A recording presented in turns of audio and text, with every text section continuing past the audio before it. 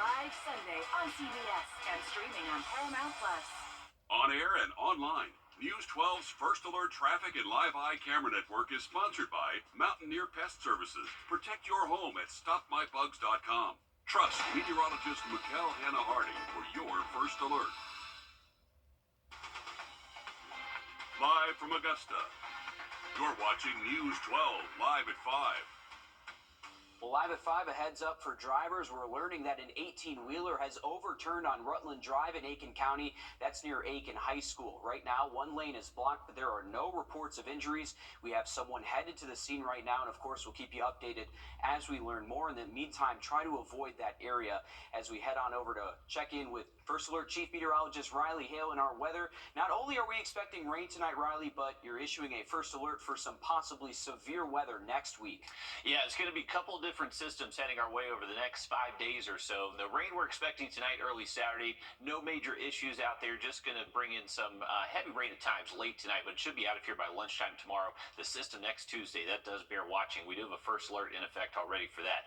Currently speaking, here's a look at across the area. We have a few clouds starting to roll in, and that is a sign that we are expecting that rain out there later tonight. So enjoy the evening. I would imagine we don't see any rain start to push in until we get to after midnight tonight. So if you are heading out for any Friday night plans, it does look dry through this evening, but you can see the rain chances really ramp up once we get into the overnight hours and early tomorrow morning. But once we get to around 10, 11 a.m. tomorrow morning, most of this rain is out of here. It's all thanks to this system. So this is bringing a good line of heavy rain across the Mississippi River, Mississippi, Arkansas, Louisiana. That's what's slowly going to be making its way towards our way over the next 12 to 18 hours. Here's a jump ahead to around 2 to 3 a.m. You can see that rain starting to ramp up across the area. Heavy at times, but then it will start to break up by lunchtime tomorrow, and then we do enjoy dry weather the rest of the weekend. We'll have much more on this coming up in just a bit. Let's get a quick update on your First Alert traffic. And now, First Alert Traffic.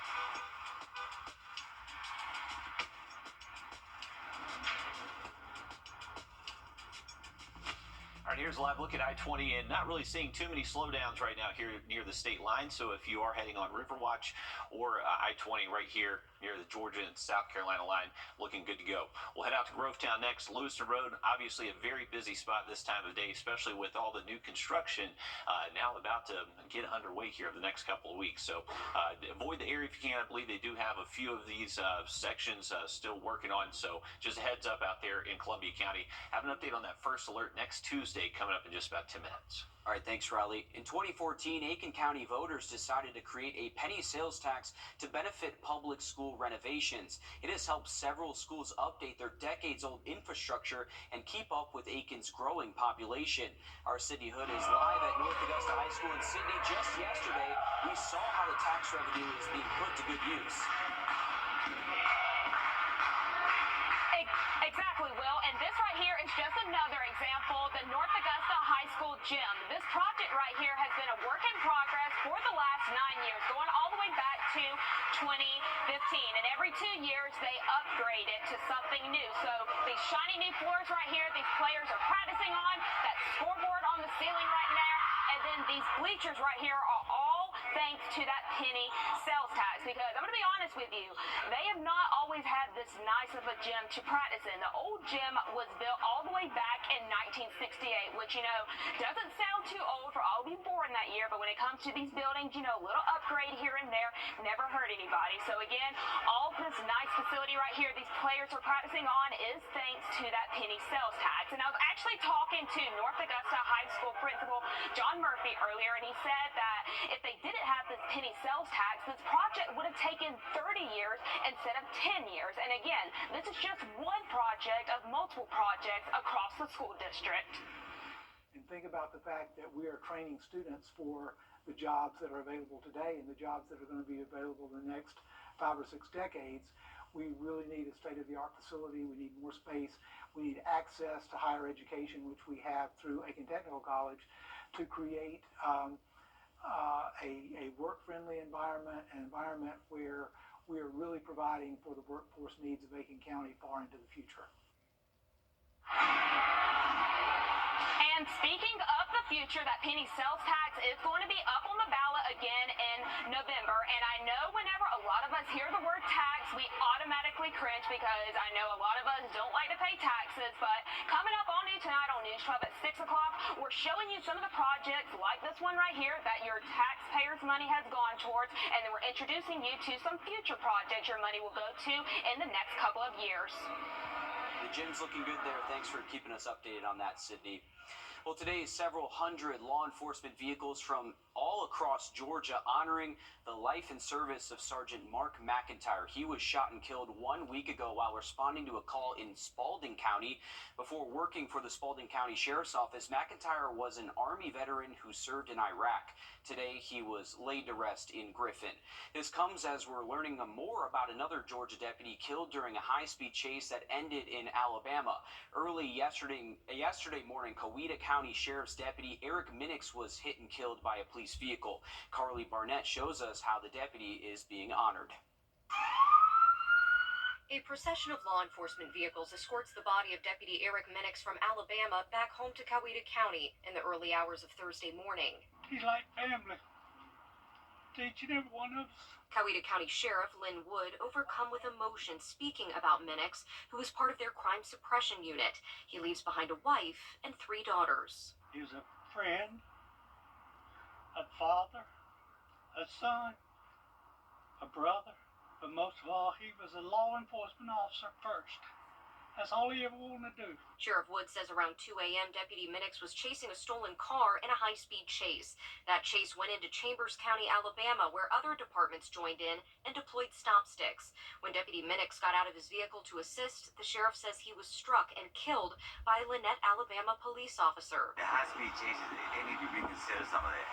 And, putting other people's lives in danger. Henry Porter told our sister station reporting in Chambers County he saw that accident. And once I found out what happened, it was so terrifying, to see them lose one of their own. Now, flowers placed at the Coweta Sheriff's Office as a memorial grows. McCoon Funeral Home confirmed they will be covering the cost of the service. Owner John Daviston gave Atlanta News First a statement saying, in part, "For us, it's the least we can do to honor those who routinely risk their own lives to keep us safe, and it allows us to help provide some measure of comfort to their family." And an outpouring of support from agencies all across the state, including the Spalding County Sheriff's Office, who knows the pain all too well. Just last week, Sergeant Mark McIntyre was shot and killed in the line of duty after responding to a domestic call. And the suspect in that chase that cost Deputy Minix his life is in custody this evening. City leaders say Atlanta is seeing one of the largest drops in crime in the country. Georgia's capital saw a 20% drop in crime from 2022 to 2023. Atlanta trails only San Antonio and Arlington nationwide, according to the city of Atlanta. Personal crime like homicides and shootings are down 21%.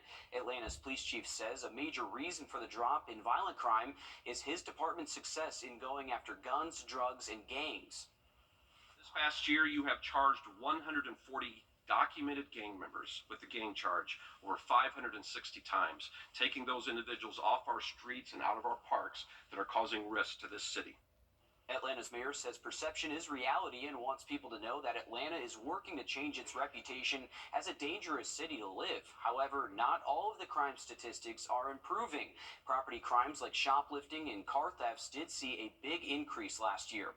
South Carolina's legislature will get back to work in Columbia next week with one of their top tasks to allocate billions of dollars in the state's budget. Today, Governor Henry McMaster laid out his recommendations for how it should be spent. Among the governor's priorities, he wants to put $500 million to repair and replace aging bridges. He also wants to raise starting salaries for teachers up to $45,000 and allocate $25 million towards school safety improvements. The governor's budget also includes additional money to train the state's workforce for the thousands of jobs opening in the coming years and another cut to the state's highest income tax rate. While South Carolina is expected to have a surplus money this year, it's projected to be smaller than the last few years that we've had, which McMaster says factored into his budgeting. You ever slept in a bed that's the blanket's about a foot too short for you? That's kind of how it is. There's just not enough to go around. but we try to be smart and put it where we think that from our vantage point, where we think it can do the most good.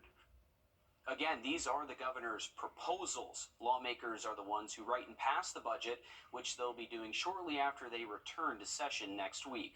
Georgia lawmakers are being called upon to pass a bill against making fake 911 calls, also known as swatting. This comes after several politicians in the Peach State, including Representative Marjorie Taylor Greene, were targeted over the holidays. Secretary of State Brad Raffensperger is spearheading this effort. He actually introduced a similar bill back in 2016 as a state legislator himself.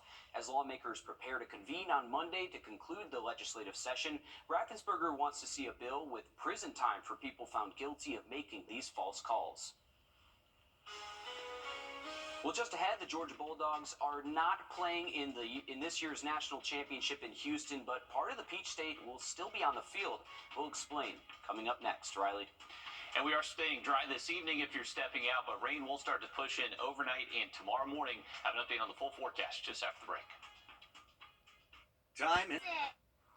All right, welcome back, folks. Here's a live look from our Therma Dam Cam looking at sunset here, and just a few clouds starting to roll on in, and this is going to be some rain clouds for us once we get into the overnight. If you're heading out this evening and getting back home before midnight, not really expecting much rain around these parts until then. So temps right now in the 50s will fall down to the 40s pretty quickly once that sun goes away. Here's a look at where this rain is currently. So moving its way across the state of Mississippi, hasn't quite reached western Alabama just yet, but this is going to show up on our doorstep most likely by around 1-2 a.m. later tonight. You can see very high rain chances once we get past midnight tonight, and those will stick around at least the first part of our Saturday morning before we do bring back some dry weather by around lunchtime tomorrow. So it's not going to be an all-day washout by any means. I would actually anticipate a lot of spots start to dry out by as soon as 9-10 a.m. tomorrow morning. High temps are going to be tricky. If we see clouds, we should stay in the 50s. If we're able to see a little bit of sun tomorrow afternoon, maybe able to get up into the 60s in a few spots. Sunday does look dry everywhere. We're going to hang on to just a few passing clouds. Temperature-wise, not too far away from average in the upper 50s for your Sunday afternoon. So overall, not a bad weekend outlook for us. We're just going to have to worry about this rain late tonight and early tomorrow. Here's a look at our hour by hour. So rain rates could actually be pretty heavy at times. Not ruling out we get close to an inch in a few spots. I would imagine most places do see just a little bit under that. Here's a look at just a few scattered downpours lasting through around 9-10, and then later into the day, that's when we should see that move out pretty quick. Now, here's a look at our latest model update, which just increased our temperatures tomorrow afternoon by about 10 degrees. So that is going to be the thing. It's highly dependent on how much cloud cover you see. So the places that stay cloudy, upper 40s, low 50s. If you see some sunshine, maybe as warm as 70, that may be a little aggressive, but you can see a big temperature spread, make it very difficult to forecast that high temp tomorrow. Sunday morning, most spots should be waking up in the 40s. We do see some sun on Sunday with highs remaining in the 50s, and dry weather should stick around most of our Monday. Until we get to Monday night and then Tuesday, that's when the much stronger system is going to show up for us. Right now, we're looking at rain totals up to and over 2 inches for a lot of the CSRA. But the other concerning aspect is that we potentially could see severe weather. Right now, the Storm Prediction Center does have us in a day 5 severe weather outlook. This does not happen all too often. So this is why we have already put out the first alert for next Tuesday. We're anticipating some heavy rain, some strong wind gusts over 40 miles an hour at times, even outside of storms. And then if some of those storms do get rolling, maybe we do see a severe warning or two, and potentially including the threat for a tornado. So make sure you are staying updated on that forecast through the weekend. Here's a look at wind gusts we're expecting next Tuesday and Wednesday. Tuesday is going to be our windiest day, and possibly seeing some of those stronger winds up to 40-50 miles an hour with some of those stronger storms. So something we're going to have to watch very closely. Still a little bit breezy Wednesday, but those winds should stay 30 miles an hour or less. Here's a quick look at that 7-day for you. So high temps, upper 50s the next couple of days, and watch out for that rain late tonight. All right, thanks, Riley. Happening now live at 5. You're taking a live look over at Rutland Drive in Aiken County near Aiken High School. There is an overturned 18-wheeler blocking one lane. You can see crews there trying to pick up the pieces there from the road. We're told that there were no injuries in this accident, and the 18-wheeler was not carrying anything hazardous here. Emergency crews are still on scene, as you can see, and we're told the road will likely be closed for a couple of hours there, so try to avoid that area if you can. Of course, we'll keep you updated as we learn more here, bring you back live if we can. Well, the Georgia Bulldogs will not play for a national title this year, but a little piece of Georgia will still make it onto the field. Joshua Skinner shows us how. You know, the national championship game at Mercedes-Benz Stadium is just over a year away, and while this year's Natty does not involve the Bulldogs, there's still going to be a little bit of Georgia underneath people's feet. When we think of football, threading and tubing don't come up often. We really are talking about synthetic turf.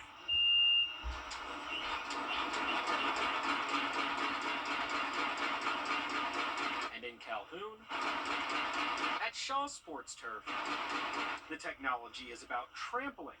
Just ask Vice President Chuck McClurg. We have the ability to tuft in all numbers, hash marks, lines, logos. It's called Game On Technology. And this is the only facility in the world that can do it all at once. Maintenance is minimized, and you have a fully integrated system. So it's not surprising that the College Football Playoff approached Shaw to be its official turf field. The official synthetic turf sponsor of the College Football Playoff. That's a mouthful. Yes, that's it. And as the official synthetic turf provider of the College Football Playoffs. The tech will be on display at the CFP Fan Experience all weekend long, including in some spiffy yellow and black colors. All of the product at the Playoff Fan Central will be Shaw Sports Turf or Shaw product on the floor. That includes family-friendly clinics, pep rallies, band performances, and even McClurg's specialty, the 40-yard dash. At one point in time, I was pretty quick, but not today. So even though Shaw is exporting its product to Houston this year, 2025, Georgians will get a first-person view of the turf, the tech, maybe some Bulldogs. Yes, can't wait. Looking forward to it. And pretty cool stuff there. I've never seen turf actually made, and to see a Georgia company doing it is pretty cool as well. Yeah, it's kind of like textiles, just weaving it in and out like that. But it's really cool to see the technology and how much it's advancing. And I mean, one day it's going to be, you never know what they're going to end up playing on. But absolutely, and it's on the biggest stage in college football coming up on Monday. Huge game. It's going to be exciting to see what happens as well. Should be a good one. Absolutely. And Georgia has a great sports turf grass management program. A lot of people go through it, and we're seeing the product of it make it to the national stage. Pretty cool stuff there to see. Oh, yeah. And still to come, a South Carolina lawmaker is trying to close a loophole stopping people from being pardoned. We'll explain coming up after the break. First Alert Radar. Ask about Vraylar and learn how AbbVie can help you save. Next week, South Carolina lawmakers will begin the 2024 legislative session. Among the many pre-filed bills is one that would change guidelines on who's eligible to be pardoned. Now, this all comes after one representative found he was unable to pardon a mother from Greenwood who is currently serving a 15-year sentence for voluntary manslaughter. She pled guilty to stabbing her boyfriend in 2017, but was also diagnosed with battered women's syndrome. Zach Prelutsky has the story. When I went back and looked at the law, it didn't make sense to me when they were telling me this. A lawyer and state legislator, Representative John McCravy says he's never tried to get a person paroled or pardoned until Tiffany Carroll. This lady does not need to be in jail. McCravy spearheaded an effort over the summer to get Carroll out of jail. Included was a pardon application he submitted, but was told by state officials she wasn't eligible for a pardon because she was eligible for parole. Carroll was denied a chance at parole in a close vote 2 months later. The way they have been interpreting the law for many years is that after you become eligible for parole, you are no longer eligible for a pardon, to apply for a pardon. That makes no sense if you're incarcerated. The way South Carolina law currently stands, a person who is incarcerated, quote, must be considered for pardon before a parole eligibility date only when he can produce evidence comprising the most extraordinary circumstances. McCravy's bill, House Bill 4616, would change the wording from before a parole eligibility date to at any time. What this makes clear is that you can apply for a pardon at any time if you have extraordinary circumstances.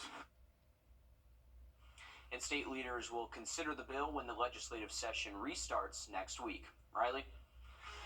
Well, if you're going to be watching the bird feeder early tomorrow morning, there is going to be some rain out there by the afternoon. It does look drier, though, so they'll be flying around getting something to eat. Have another look at that forecast just after the break. Has a life.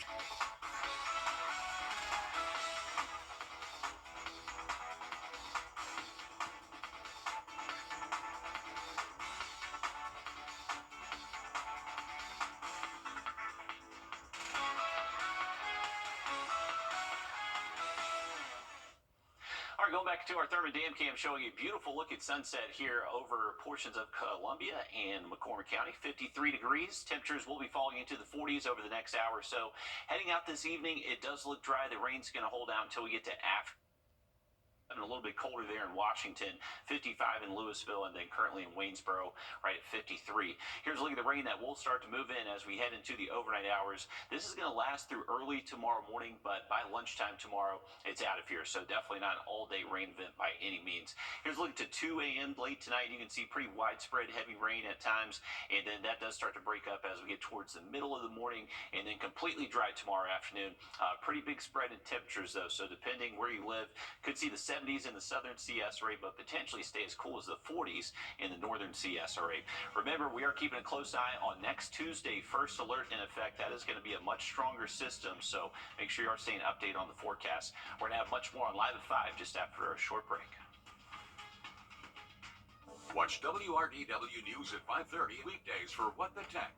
Sponsored by Augusta Preparatory Day School, leading the CSRA in STEM education.